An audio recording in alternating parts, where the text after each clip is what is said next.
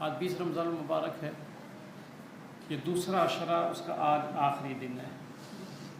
ایک دن تھا، یاد ہوگا کہ عصر بعد میں نے کہا تھا کہ آج ایک عشرہ پورا ہوا، آج پھر دوسرا عشرہ پورا ہو گیا۔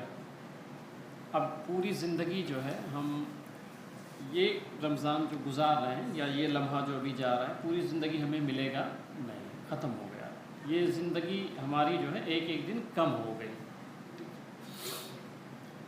تو آج 20 رمضان المبارک ہے اور آج فتح مکہ کا ایک واقعہ پیش آیا تھا جو حضور صلی اللہ علیہ وسلم نے مکہ شریف کو فتح کیا تھا 20 رمضان المبارک۔ تو فتح مکہ کے تعلق سے چند باتیں کریں گے اور پھر 21 رمضان المبارک کو، یعنی آج مغرب میں وہ تاریخ لگ جائے گی، کل کا دن رہے گا، تو 21 رمضان المبارک کو فاتح خیبر حیدر کرار حضرت سیدنا مولا علی رضی اللہ تعالیٰ عنہ کی تاریخ شہادت ہے 21 رمضان المبارک۔ اور فتح مکہ چونکہ آج ہے 20 رمضان المبارک، تو فتح مکہ وہ عظیم دن آج کا، میرے آقا صلی اللہ علیہ وسلم کو مکہ شریف میں بہت ستایا گیا، بڑی تکلیفیں تھیں۔ ہمیں تھوڑی سی تکلیف ہوتی ہے نا تو ہم گھبرا جاتے ہیں، بے چین ہو جاتے ہیں، بے قرار ہوتے ہیں، مگر آقا کریم صلی اللہ علیہ وسلم کی جائے پیدائش ہے مکہ۔ اور آپ تاریخ پڑھے ہوں گے کہ میرے آقا علیہ السلام جب سجدے میں گئے تو ایک کافر آیا، اس نے اونٹ کی اوجھڑی کو میرے سرکار کے اوپر رکھ دیا۔ سیدہ کائنات سیدہ فاطمہ الزہرا رضی اللہ تعالیٰ چھوٹی تھی، وہ دوڑ کے گئیں اور وہ ہٹائیں، اور پھر مذاق اڑایا جاتا ہے۔ ایک ہوتا ہے سننا کہ ہم سنتے ہیں، مذاق اڑایا جاتا تھا، مگر کبھی آپ کا اگر 4 لوگ کھڑے ہوں اور آپ کو ٹھٹھا کر رہے ہوں، مذاق اڑا رہے ہو آپ کا، پھر آپ کو فیل ہوگا مذاق کسے کہتے ہیں۔ مکہ کا حال یہ تھا کہ میرے آقا صلی اللہ علیہ وسلم کو اتنا ستایا گیا، اتنی تکلیفیں دی گئیں کہ سرکار علیہ السلام پر وہ دن آ گیا کہ مکہ کی گلیاں تنگ کر دی گئیں، اور 3 سال کے لیے شعیب ابی طالب جو مشہور ہے کہ 3 سال کے لیے پورے مکہ والوں نے سرکار کا بائیکاٹ کر دیا، سوشل بائیکاٹ کر دیا تھا۔ مکہ میں کوئی بندہ آقا علیہ السلام سے بات نہیں کر سکتا تھا۔ اور کہاں گئے؟ سرکار پہاڑ کی کھوہ میں 3 سال گزارے ہیں۔ اگر آپ جو ہے نا تھوڑی سی تکلیف آ جائے تو گھبرا جاتے ہیں، مگر آقا علیہ السلام کو پڑھیں آپ کہ جب اس غار میں آپ رہتے تھے، جناب ابو طالب تھے، ان کی اولادیں تھیں، تو میں تاریخ پڑھا، یقین مانے میرے آقا علیہ السلام وہ واقعات بیان فرماتے ہیں کہ کھانے کو کچھ نہیں رہتے تھے، چمڑے بھگائے جاتے تھے، چمڑا بھگا بھگا کے پھر کھایا جاتا تھا۔ اور میرے آقا فرماتے ہیں جب زیادہ تکلیف ہوتی تھی تو پیٹ کے بل لیٹ جاتے تھے لوگ، یہ کیفیت ہوتی تھی۔ پورا مکہ سوشل بائیکاٹ کی ہوتا، کوئی بات نہیں کر سکتا تھا، کوئی راشن نہیں دے سکتا تھا۔ ان حالات سے میرے آقا علیہ السلام گزرے ہیں۔ پھر ایک دن وہ بھی آیا، المختصر سمجھا رہا ہوں، ایک دن وہ بھی آیا کہ سرکار کو مجبور کر دیا گیا، نہیں آپ رہ نہیں سکتے ہیں، آپ کو جانا ہوگا۔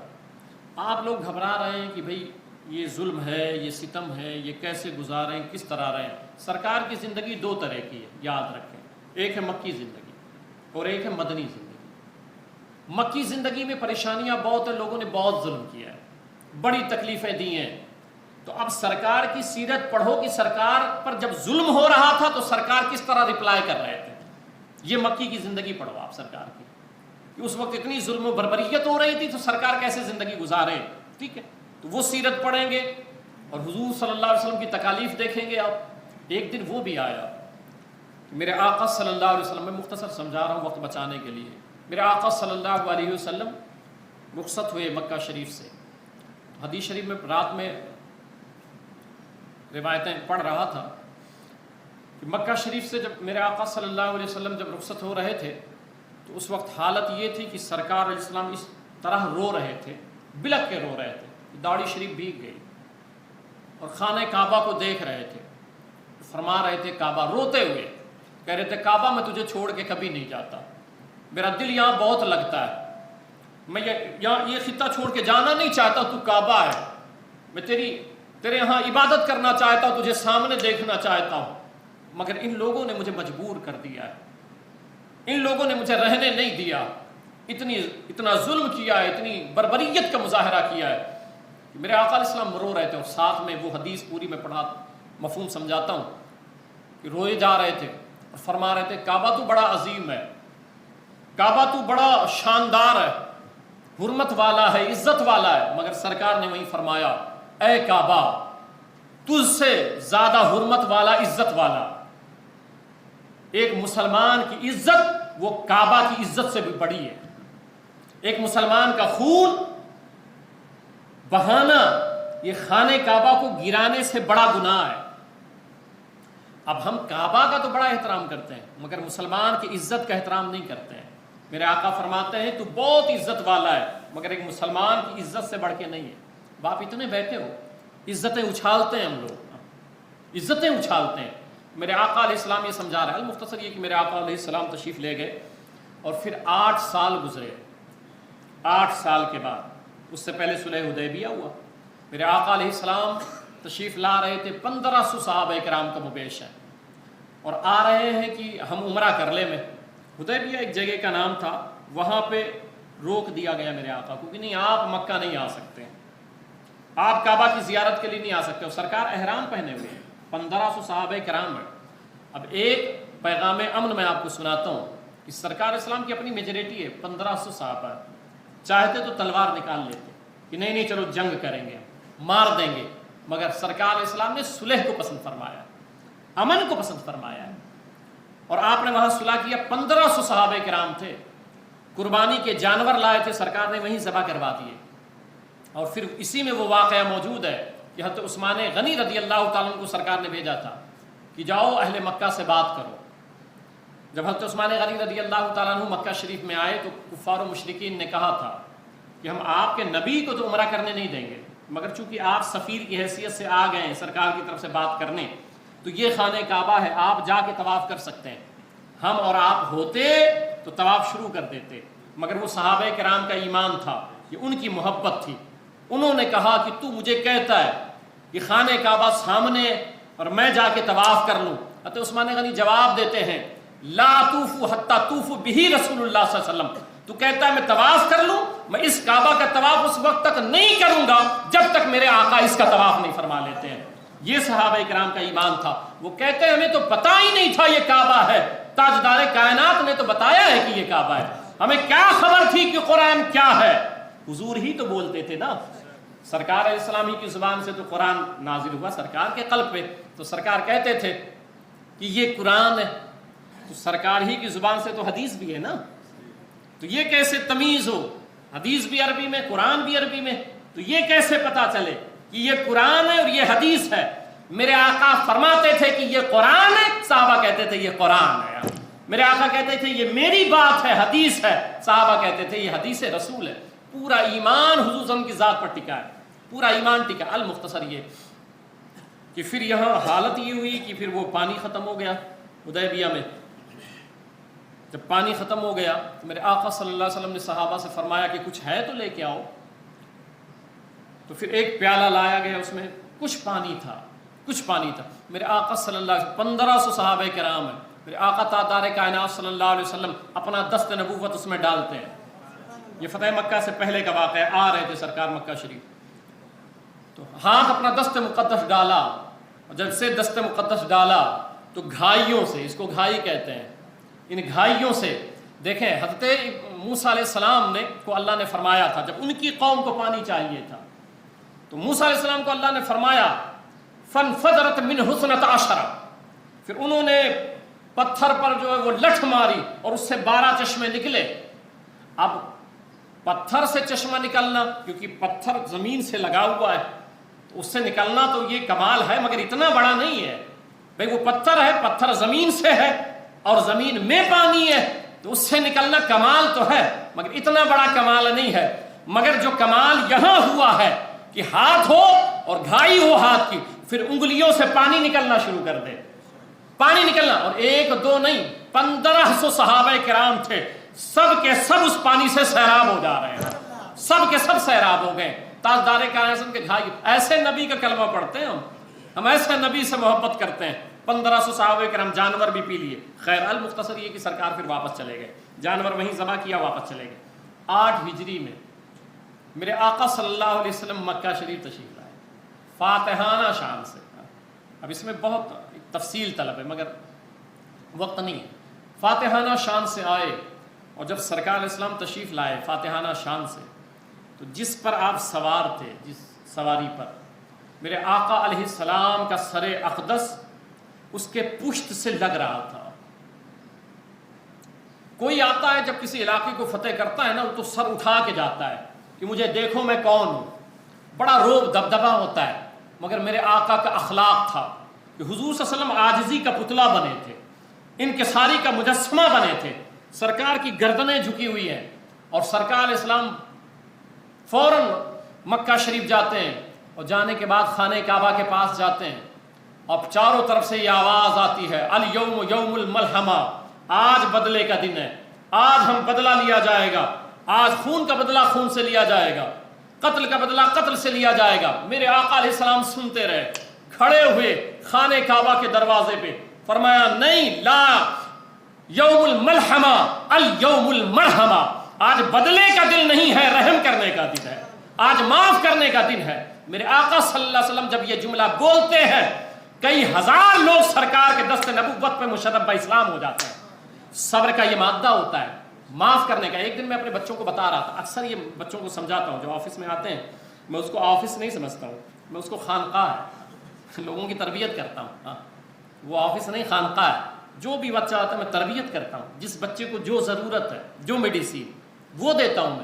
میں بچوں کو کہہ رہا تھا کہ بیٹے آج کے دور میں کسی کو مار دینا یہ بڑا ایزی ہے، وہ بزدل ہے وہ شخص، کسی کو گالی دے دینا یہ بزدلی کی علامت ہے، مگر آج کے دور میں اگر ہمت کوئی دکھانا چاہتا ہے، یہ دیکھنا چاہتا ہے کون بہادر آدمی ہے، کون ہمت والا آدمی ہے، اگر بہادر دیکھنا چاہتے ہو یہ دیکھو لوگوں کو معاف کون کر رہا ہے، یا کون شخص ہے جو معافی مانگ رہا ہے۔ معافی مانگنا نا یہ بہت بہادری کا کام ہے، یہ آپ میں سے ہر کوئی کسی سے معافی نہیں مانگ سکتا ہے۔ اگر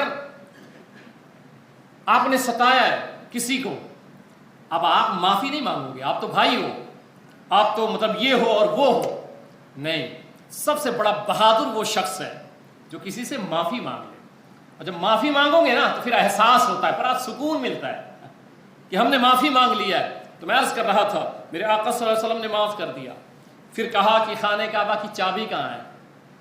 آج ہی کے دن، آج کی تاریخ میں چابی کہاں ہے؟ تو اس وقت چابی حضرت عثمان بن طلحہ یہ ایمان نہیں لائے تھے۔ جب میرے آقا علیہ السلام جا رہے تھے، ہجرت کر رہے تھے، تو ان سے چابی مانگی تھی میرے سرکار نے کہ میں جا رہا ہوں، اب یہاں سے چلا جاؤں گا تو کم سے کم چابی دے دو، خانہ کعبہ کھول دو، میں تھوڑی اس میں عبادت کر لوں۔ تو عثمان بن طلحہ نے کہا نہیں، میں آپ کو چابی کبھی نہیں دوں گا۔ تو میرے آقا نے ان کو کہا تھا اس وقت 8 سال پہلے، 9 سال پہلے کہا تھا وہ دن دور نہیں ہے جس دن فاتحہ شان سے میں آؤں گا اور چابی میں تمہیں سے لوں گا۔ تو میرے آقا نے ان کو بلایا، اور بلانے کے بعد فرمایا کہ عثمان یاد ہے وہ دن میں نے تم سے کیا کہا تھا کہ فاتحہ شان سے میں آؤں گا، لاؤ چابی دو۔ عثمان بن طلحہ نے چابی دیا سرکار کو خانہ کعبہ کی۔ اب ہر کوئی متمنی تھا اخلاق دے کے میرے آقا صلی اللہ علیہ وسلم کا، ہر کوئی متمنی تھا کہ خانہ کعبہ کی چابی مجھے مل جائے، مومنین کو مل جائے۔ یہ تو ابھی کلمہ ہی نہیں پڑھے ہیں، عثمان بن طلحہ ابھی کلمہ ہی نہیں پڑھے ہیں۔ چابی لے لیا سرکار نے، خانہ کعبہ کھولا، اندر گئے، اس میں کچھ بت رکھے ہوئے تھے۔ میرے آقا علیہ السلام سارے بتوں کو توڑ رہے ہیں، چھڑی سے مار رہے ہیں، فرما رہے ہیں جاء الحق وزهق الباطل ان الباطل كان زهوقا۔ یہ آیت پڑھتے ہیں، حق آ گیا باطل مٹ گیا، باطل کو مٹنا ہی تھا، اور مارتے چلے جا رہے ہیں چھڑی سے۔ اس پر مفسرین نے بڑا پیارا کلام کیا، کہا کہ سرکار ہاتھ سے کیوں نہیں توڑ رہے ہیں، ہاتھ کیوں نہیں ٹچ کر رہے ہیں؟ تو مفسرین فرماتے ہیں اس لیے ٹچ نہیں کر رہے ہیں کہ نبی کا ہاتھ جس پہ لگ جاتا ہے جہنم کی آگ حرام ہو جاتی ہے، تو سرکار چھڑی سے توڑ رہے ہیں، ورنہ سرکار کا دست نبوت ہے، سرکار علیہ السلام کا دست نبوت ہے، میرے آقا کا ہاتھ ہے۔ حضرت ابو زید انصاری رضی اللہ تعالیٰ عنہ صحابی رسول ہیں، وہ بیان کرتے ہیں کہ حضرت حنظلہ رضی اللہ تعالیٰ عنہ کو ان کے والد صاحب لے کے گئے سرکار کی بارگاہ میں بچپن میں، دست نبوت کی بات آئی تو ایک دو واقعہ حدیث پاک میں عرض کرتا ہوں۔ حضرت حنظلہ رضی اللہ عنہ کو لے کے گئے، بچپنا تھا، کہنے لگے آقا یہ میرا بیٹا ہے، یہ طبیعت خراب رہتی، دعا کر دیں، برکت کی دعا کر دیں۔ میرے آقا صلی اللہ علیہ وسلم نے دست نبوت اٹھایا، سر پہ رکھ دیا، فرمایا جاؤ۔ حضرت حنظلہ رضی اللہ تعالیٰ عنہ بیان کرتے ہیں کہ پھر میں بڑا ہو گیا، اور جب میں بڑا ہوا تو کوئی بھی کسی کے گال پر، چہرے پر ورم آ جاتا تھا، سوجن آ جاتا تھا، تو اگر کسی کے بدن پہ کہیں سوجن آ جاوے تو وہ میرے پاس آتا تھا، مجھ سے کہتا تھا کہ مجھے سوجن ہو گیا، ورم آ گیا، حنظلہ رضی اللہ عنہ کچھ کیجئے. تو کہتے ہیں کہ میں اپنا ہاتھ گیلا کرتا تھا، سرکار نے سر پہ جہاں ہاتھ رکھا تھا اپنا ہاتھ رکھتا تھا، ہاتھ رکھ کر کے اس ورم پر لگا دیتا، جیسے لگاتا تھا ورم غائب ہو جاتا تھا. یہ سرکار علیہ السلام کے دست نبوت کا کمال ہے. حضرت ام معبد رضی اللہ عنہ، بات آئی تو سنتے چلیں. حضرت ابو قتادہ انصاری کو لے لیں، وہ بیٹھے ہوئے تھے، بارش ہو رہی تھی، بیٹھے رہ گئے، سرکار کی بارگاہ میں تاخیر ہو گئی، جہاں بارش نکلے تو چلا جاؤں. حضرت ابو قتادہ انصاری رضی اللہ عنہ کہتے ہیں کہ میں اٹھا کہ چلوں اپنے گھر جاؤں. سرکار نے روک دیا، رکو. کہا آقا حاضر ہو. میرے آقا نے فرمایا اندھیرا ہو گیا کیسے جاؤ گے؟ سرکار آپ ہی انتظام فرما دیں، آپ تو روشنی لے کے آئے ہیں، تو سرکار آپ انتظام فرما دیں. میرے آقا علیہ السلام کے پاس ایک لکڑی پڑی تھی، دے دیا ان کو، کہا یہ لکڑی لے جاؤ، باہر نکلو گے 10 ہاتھ تک روشن ہو جائے گی، 10 ہاتھ آگے 10 ہاتھ پیچھے، 10 ہاتھ آگے 10 ہاتھ پیچھے. حضرت قتادہ کہتے ہیں کہ میں لے کے لکڑی نکلا تو میں جیسے باہر نکلا کاشان نبوت کے باہر نکلا. اب ایک سے اعتراض ہو سکتا ہے کہ وہ لکڑی وہاں کیوں روشن نہیں ہوئی، کاشان نبوت میں کیوں روشن نہیں ہوئی؟ دیکھو جب سورج نکلتا ہے تو چاند کا پتہ وتا نہیں رہتا ہے، تو کاشان نبوت میں حضور صلی اللہ علیہ وسلم خود جلوہ افروز ہے، تو وہاں تو روشنی ہو نہیں سکتی. باہر نکلے روشن ہو گیا. پھر سرکار نے فرمایا رکو، رک گئے. کہا اب کیا بات ہے؟ میرے آقا صلی اللہ علیہ وسلم فرمایا، سرکار ہے. حضرت ابو ہریرہ رضی اللہ عنہ فرماتے ہیں ایک جنگ میں کھجور مل گیا، ایک ڈبہ ملا تو میں اس کو کھولا تو اس میں کھجور تھا، تو میں نے کہا گنوں کتنا ہے اس میں؟ تو فرماتے ہیں کہ 21 کھجور تھے. حضرت ابو ہریرہ رضی اللہ عنہ، یہ حدیث پاک، جتنا میں بتا رہا ہوں یہ حدیث پاک ہے. تو کہتے ہیں 21 کھجور میں نے گنا، سرکار کی بارگاہ میں لایا. میں نے کہا سرکار یہ ملا ہے ابھی جنگ میں؟ تو سرکار علیہ السلام نے دیکھا، دعا دی اور کہا اس کو رکھ لو، بس اس میں سے کھاتے رہنا اور اس کو گننا نہیں، اب نکالنا نہیں، مکمل خالی نہیں کرنا. اتنے میں پتا چلا کہ بھئی جتنے لوگ لڑ رہے تھے لشکری، کھانا ختم ہو گیا. سرکار نے فرمایا ابو ہریرہ وہ ڈبہ کدھر ہے؟ لائے. کہا آقا یہ ڈبہ حاضر ہے. پورے لشکر کو سرکار نے فرمایا 10 لوگ آتے رہو کھاتے چلے جاؤ. پورا لشکر کھا لیا، وہ ڈبہ ویسے بچا ہوا تھا. ابو ہریرہ کو دے دیا، کہا اس کو سنبھال کے رکھنا، غائب نہ ہونے پاوے، اس کو پلٹنا نہیں. ابو ہریرہ رضی اللہ عنہ کہتے ہیں کہ 2.5 سال پیریڈ رہا مدت خلافت. حضرت سیدنا ابوبکر صدیق کی اسی سے نکال کے میں کھاتا رہا، کم نہیں پڑا. پھر حضرت عمر بن خطاب رضی اللہ تعالیٰ عنہ کا دور آیا، اسی سے نکال کے کھاتا رہا، میں کم نہیں پڑا.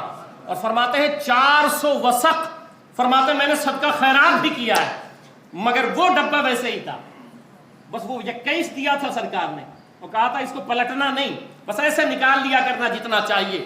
اس پورا لشکر کھایا، خود اور ان کے پورے گھر والے دور فاروقی میں کھاتے رہے، دور صدیق اکبر میں بھی کھاتے رہے. حضرت عثمان غنی رضی اللہ تعالیٰ عنہ کا دور آیا تو فرماتے ہیں کہ وہ ڈبہ چوری ہو گیا. تو اس دور میں بھی چوری ہوتا تھا، تو کہتے ہیں چوری ہو گیا. کبھی آپ دیکھیں نا مسجد کا ڈبہ چوری ہو گیا تو ہم لوگ تیش میں آ گئے، یار مسجد کا ڈبہ چوری ہو گیا. یہ حضرت ابوبکر صدیق کا، حضرت ابو ہریرہ کا ڈبہ تھا، سرکار نے دیا تھا، چور نے چوری کر لیا. تو کہتے ہیں کہ پھر وہ جب چوری کر لیا تو پھر وہ غائب ہو گیا، اس کے بعد نہیں ملا. میں عرض کر رہا تھا حضرت ابو قتادہ کو روکا سرکار نے اور فرمایا ذرا رکو. کہا آقا اب کیا بات ہے؟ تو کہا یہ جو روشنی ہو رہی ہے 10 ہاتھ پیچھے 10 ہاتھ آگے، اس کی روشنی میں تو جاؤ، مگر جب تم گھر پہ جاؤ گے نا تو کالا سایہ نظر آئے گا.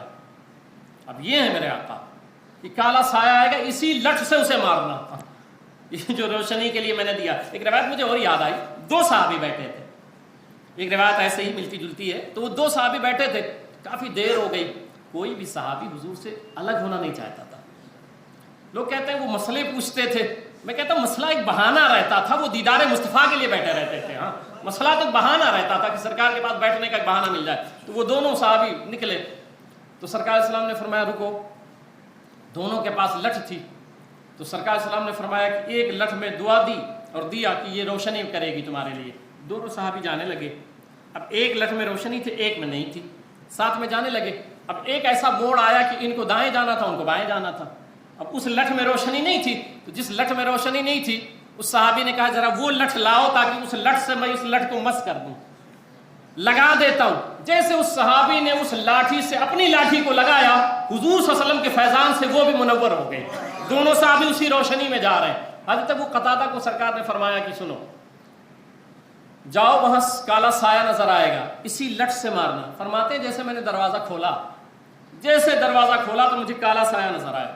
سرکار نے فرمایا تھا کہ وہ شیطان ہے جو تمہارے گھر پہ گھسا ہوا ہے، یہ لٹھ لے کے جاؤ۔ جو نبی شیطان کو دیکھ لیتا ہو وہ اپنی امت کو نہیں دیکھے گا، اپنے غلاموں کو نہیں دیکھے گا۔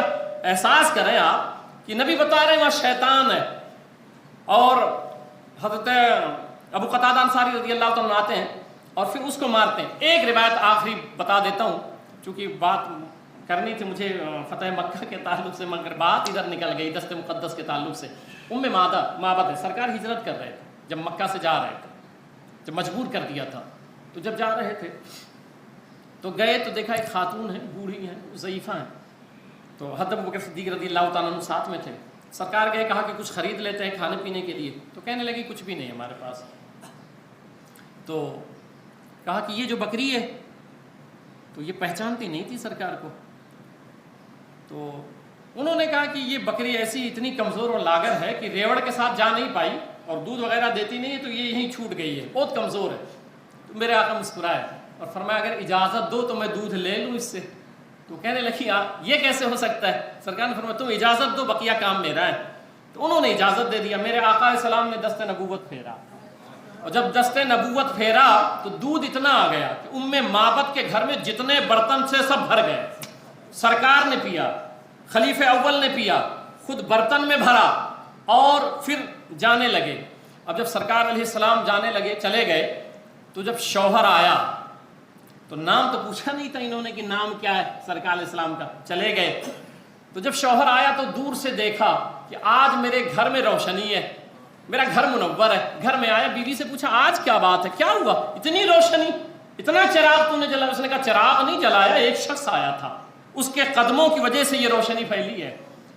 تو کہا وہ کون تھا؟ تو انہوں نے بتایا، پھر وہ اشعار بھی کہے تھے، میں مختصراً چونکہ وقت نہیں ہے ورنہ اشعار بھی سناتا، تو اشعار انہوں نے کہا۔ تو کہا نام کیا تھا؟ بولے یہ تو نہیں پوچھی میں، نام کیا تھا؟ تو شوہر نے کہا چلو ہم لوگ مل کے ایک نام رکھ لیتے ہیں، ان کا نام مبارک رکھ لیتے ہیں، کہ وہ مبارک تھے، آئے تھے تو مبارک ہو گیا سب۔ تو میرے آقا علیہ السلام تو تشریف لے گئے، اور حضور صلی اللہ علیہ وسلم جو تشریف لے گئے، اب چونکہ دست نبوت کی بات چل رہی ہے، میرے آقا علیہ السلام پردہ فرما گئے۔ اب یہ جو بکری تھی جس پر سرکار نے دست نبوت پھیرا تھا، یہ اتنا دودھ دیتی تھی، ہمیشہ دیتی رہی، اور پھر خلیفہ اول کا دور آیا، وہ بکری دودھ دیتی رہی، کیونکہ یہ لوگ پھر مدینہ شریف میں شفٹ ہو گئے تھے۔ سرکار کو تلاش کرتے کیا ہوا، مدینہ شریف کے بازار میں گئے تو بیٹا بھی ساتھ میں تھا۔ تو روزانہ یہ لوگ جب کھانے پہ بیٹھتے تھے نا اپنے گھر میں، تو شوہر کہتا تھا اپنی بیوی سے ذرا مبارک کے ہولیہ سنا نا، مبارک دفتہ کیسا تھا؟ تو میلاد مصطفیٰ روز ان کے گھر میں ہوتی تھی، روز میلاد مصطفیٰ۔ ایک مرتبہ گئے مارکیٹ کرنے، تو حضرت ابوبکر صدیق رضی اللہ تعالیٰ مارکیٹ میں مل گئے، تو بچے نے پہچان لیا، کہا امی وہ دیکھو مبارک کے ساتھ جو شخص آئے تھے۔ گئے تو حضرت ابوبکر صدیق رضی اللہ نے پہچانا، پھر یہ لوگ جا کے وہیں شفٹ ہو گئے۔ خلیفہ دویم کے دور میں پورے مدینہ میں قحط سالی پڑ گئی تھی، بہت بڑی قحط سالی تھی، تاریخ جو پڑھتے ہیں وہ جانتے ہیں، بہت بڑی قحط سالی تھی۔ پورے مدینہ المنورہ میں دودھ سپلائی اگر کہیں سے ہوتا تھا نا تو اس گھر سے ہوتا تھا، اور وہی ایک بکری تھی جو پورے مدینہ کے لیے جو ہے دودھ کافی کر دیتی تھی، یہ وہی بکری۔ یہ میرے آقا علیہ السلام کا دست نبوت ہے، تو جس کا ہاتھ ایسا ہو وہ ذات کیسی ہوگی، اس لیے ان سے محبت کریں، کھڑے ہو جائیں۔